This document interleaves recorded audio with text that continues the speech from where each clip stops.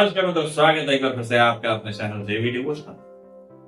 प्रभु श्री रामचंद्र जी सीता जी के साथ और लक्ष्मण अनुज के साथ पहुंच चुके हैं गंगा तट पर, जहां पर केवट उनका ऐसा मानो कि बहुत बेसब्री से इंतजार। मतलब उनको पहचान लिए, उनके दर्शन को व्याकुल और उनकी आज ये प्रतीक्षा समाप्त।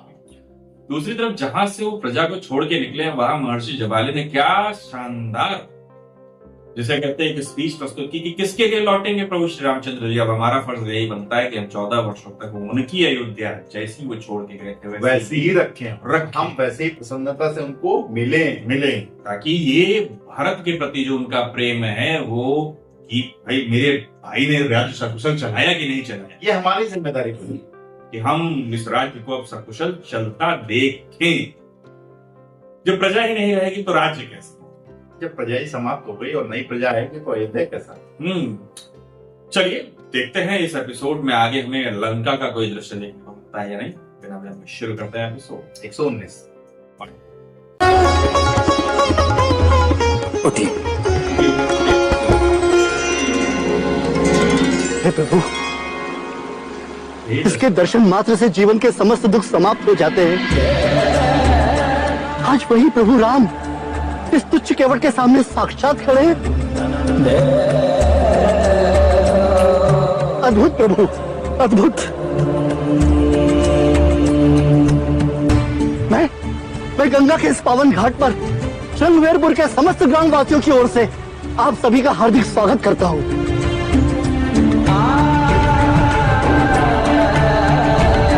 माते, आपके पदार्पण से यहाँ की भूमि की पावनता पुनः प्रमाणित हो गई।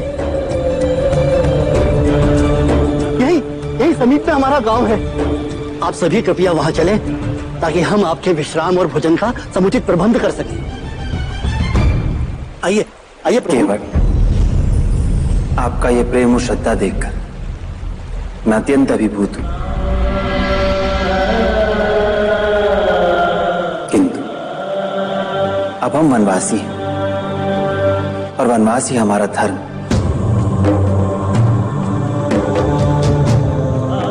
और इसीलिए हम किसी भी नगर या गांव में प्रवेश नहीं कर सकते और ना ही गृहस्थों का भोजन हम स्वीकार कर सकते हैं। वनवास में अब हमें सन्यासियों जैसा जीवन ही व्यतीत करना होगा।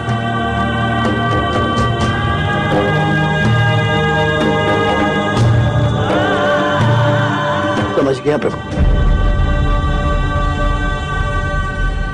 आप हमारे घर इसलिए नहीं आना चाहते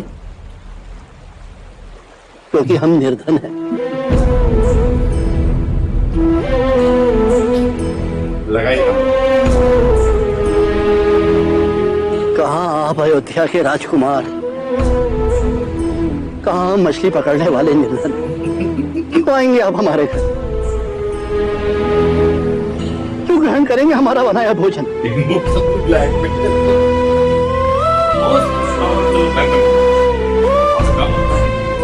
सुना था राम छोटे बड़े ऊंच नीच किसी तरह का कोई भेद नहीं मानते, किंतु सुनने से क्या होता है? सच्चाई यही है कि संसार में कोई ऐसा नहीं है जो हमें अपना सके।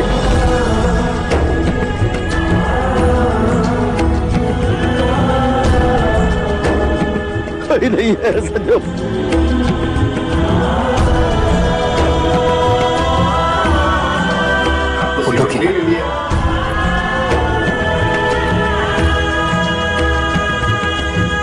मित्र केवट,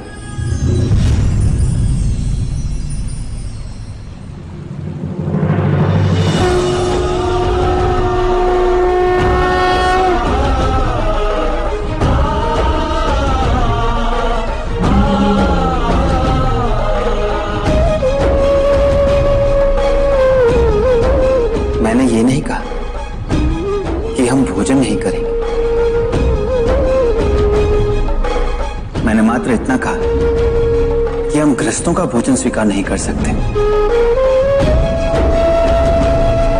किंतु वनवासियों का हाल वो तो हम ग्रहण कर ही सकते हैं ना। ठीक है प्रभु, ठीक है, मैं तत्काल प्रबंध करता हूँ। समझे मैं भूल कर दी। आप तब तक विश्राम करें। आइए प्रभु, आइए माता, भैया लक्ष्मण आइए, आइए आइए। राम लक्ष्मण जानकी जय बोलो। स्वीकार करें।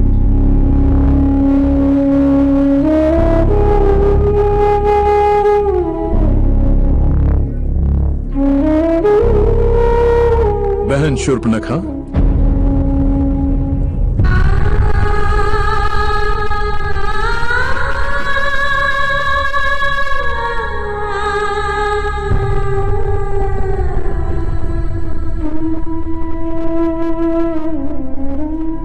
शूर्पणखा, क्या तुमने अपने भाई को अभी तक क्षमा नहीं किया?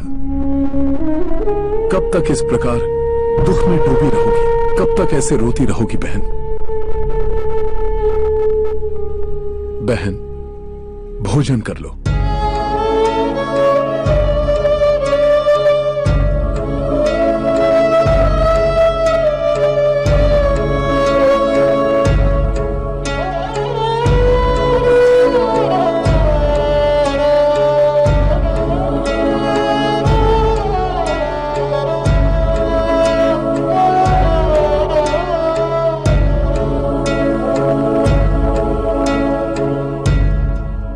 भैया, क्षमा तो मुझे मांगनी चाहिए। बहुत बड़ी भूल हुई है मुझसे।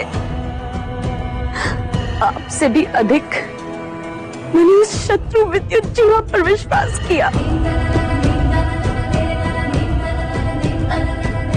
जिसने मेरे भाई को ही मारना चाहा, जिसने मुझसे प्रेम का ढोंग रचा ताकि वो असुरों से प्रतिशोध ले सके। समस्त असुरों को लज्जित किया है मैंने।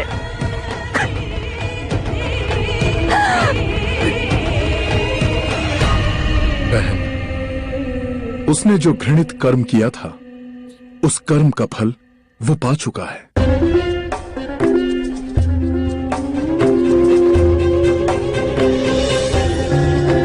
अब वही सोच सोचकर अपने आप को दंडित क्यों कर रही हो?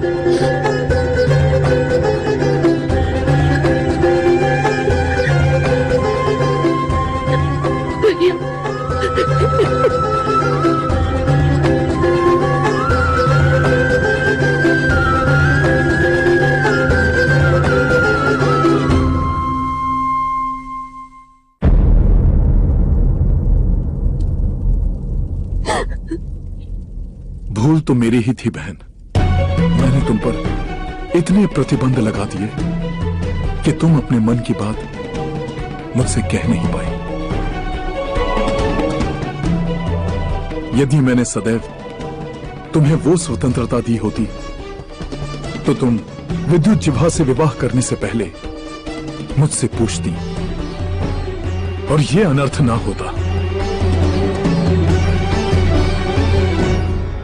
किंतु अब तुम्हारा भाई लंकेश अपने इस भूल को अवश्य सुधारेगा। अब तुम्हारे जीवन को सुखी करने का दायित्व मेरा है।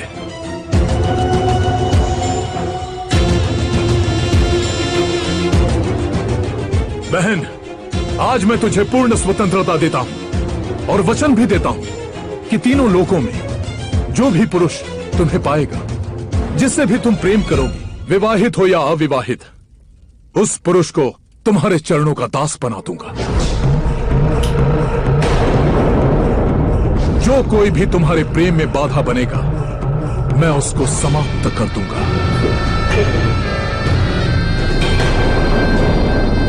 मैं तुम्हारे सुख के लिए तीनों लोगों को समर्पित करता हूं। भैया ये भैया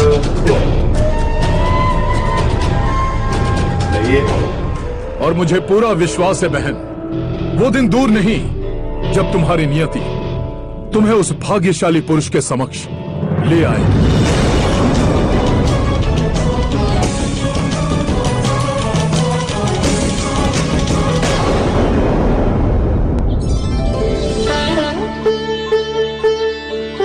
बस करें मित्र, इतना भोजन हमारे लिए पर्याप्त है। अरे इतने से क्या होगा प्रभु? मैं अभी आया।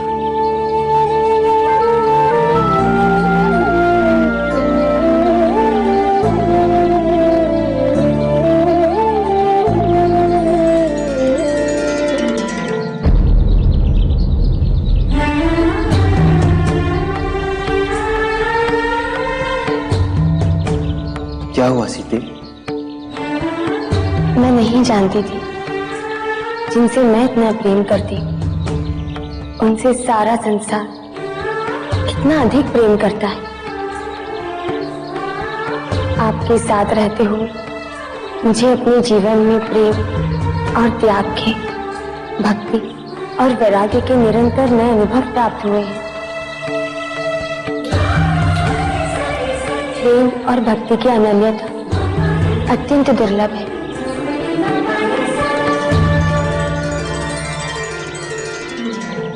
इनका ये प्रेम और विश्वास देखकर मैं स्वयं चकित हूं सीते। इनके इसी निर्मल प्रेम, श्रद्धा और भक्ति ने मुझे मेरे कर्तव्य के प्रति और भी आश्वस्त कर दिया है। इनके इसी पवित्र प्रेम के कारण मेरा उत्तरदायित्व और भी बढ़ गया है सीते।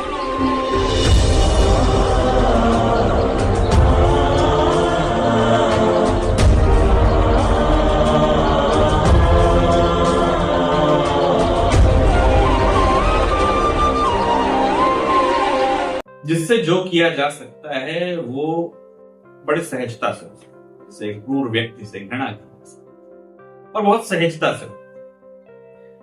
कोई व्यक्ति किसी को मार रहा हो, निर्दयी दिख रहा हो, तो आप उससे बहुत ही सहजता से ऐसा देखते।